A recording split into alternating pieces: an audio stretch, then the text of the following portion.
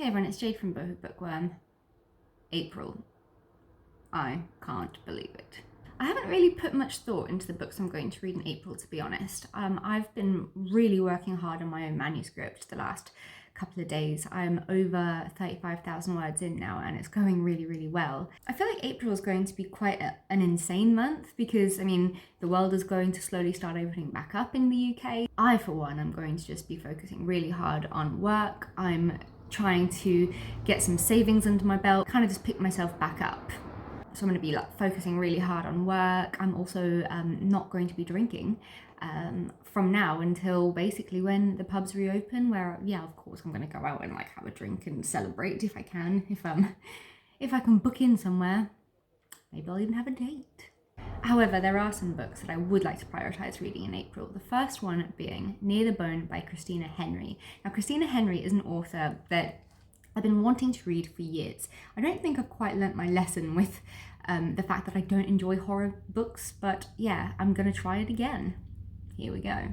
Christina Henry wrote a retelling of Alice in Wonderland, which is a book that I bought a long time ago. It sounded super scary and super good, and I've been really excited to get to it, but unfortunately I haven't picked it up.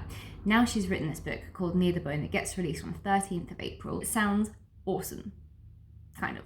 The horror side of it, maybe not so much. Oh god, I hope I'm not just setting myself up for hating another horror book. So Near the Bone is about this woman called Mattie. She lives with, I'm not sure if it's her husband or who he is, this guy called William, up on a mountain, very secluded and isolated. She can't remember a time that they haven't lived there and been alone. And then one day, I think she's in the woods and discovers this mutilated fox, the body of this mutilated fox. And she quickly realises they're suddenly not alone anymore, and there's something with big sharp teeth and claws that's, there. Then I believe that a couple of people go up to this mountain to try and find this monster, and William doesn't really like this. He likes his secluded little lifestyle, and when William gets angry, bad things happen. So I don't know if I'm gonna like it, but you know what? We're gonna try it. I think this is going to be the deciding factor if I can do the horror genre or not, because I don't think there's really one horror book that I've ever really technically loved. For the most part, I don't get them. They kind of frustrate me. They just don't work for me.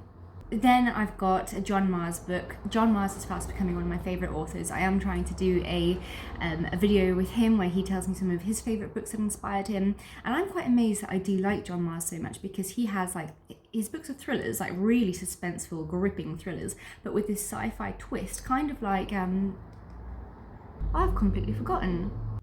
J.P. Delaney, that's the one. So it kind of has a feel to them, which I don't know why I seem to like that. I never thought I would as a technophobe, but for some reason, hey ho, I like it. So I've read 2 of his books so far, and one that's been getting a lot of hype lately is What Lies Between Us, which is about these girls called Nina and Maggie, and they live together, and every second night or something they get together and they have dinner. Something's happened between them and their relationships may be a little bit shit. I'm not really sure what else to say about this book. One of them lives in an attic and gets locked away there, I think. Again, both of these don't really sound like amazing premises to me. However, the amount that they're getting hyped up, I believe that I do need to just give them a go. And yes, that's what I'll be reading early April. Good morning everyone. I'm just coming to you very quickly the next morning because I've just been watching this booktube video from Jacqueline, who I'm sorry, she's now my favourite booktuber. I just love her videos so much. Anyway, she has just been raving about this book that she just read called Every Vow You Break by Peter Swanson. And it's just now had to go onto my list of books that I will be reading throughout the first part of April. Peter Swanson is not normally my cup of tea. I have never really been that enamoured by his books. I don't find them particularly interesting. And as Jacqueline mentioned in her video, it's the endings of the books that always just seem to be a bit of a letdown. However, this book sounds really good. It sounds quite similar to The Guest List by Lucy Foley. It's about this woman who, she's on her honeymoon and she's married to this really successful millionaire dude, but before they got married at her bachelorette party, she had this crazy one-night stand. She's on a honeymoon, and then this dude that she had a one-night stand with actually shows up, and he's determined to basically get her to understand that what they shared was a lot more than just a one-night stand, and it's got quite a stalkerish feel to it, and I love stalkery books. I think it is excellent, so I had to make the list. Let's see if Peter Swanson can finally do it. I mean, Jacqueline absolutely loved it. She said that it's one of her favourite thrillers and the best book she's read this year. So I have high hopes. Let me know what you're going to be reading. I'm about to go up into the woods and read In the Woods by Tana French. I'm almost finished, and I don't know, it's very slow paced, and I don't like detective crime books very much. I just find them quite boring. So yeah, it's not my favourite book I've read this year. That Spot Belongs to People Like Her by Ellery Lloyd. Have a lovely day, and I'll talk to you soon. Bye. I will come back to you at a later stage with more books that I'll be reading throughout April. But yeah, like I said, I am focusing a lot on my own book right now, and that's taking up a lot of my time. I'm just loving it. I was hoping to get it released by my birthday, my 30th. I kind of thought it would really be cool to have like a book launch on my 30th. But considering it's not finished and it's still a first draft, it needs a ton of edits. There's no way I'm going to get that done by May, but hopefully the first draft will at least be finished by May. That would be good. Not that I have any idea how it will end. That is still,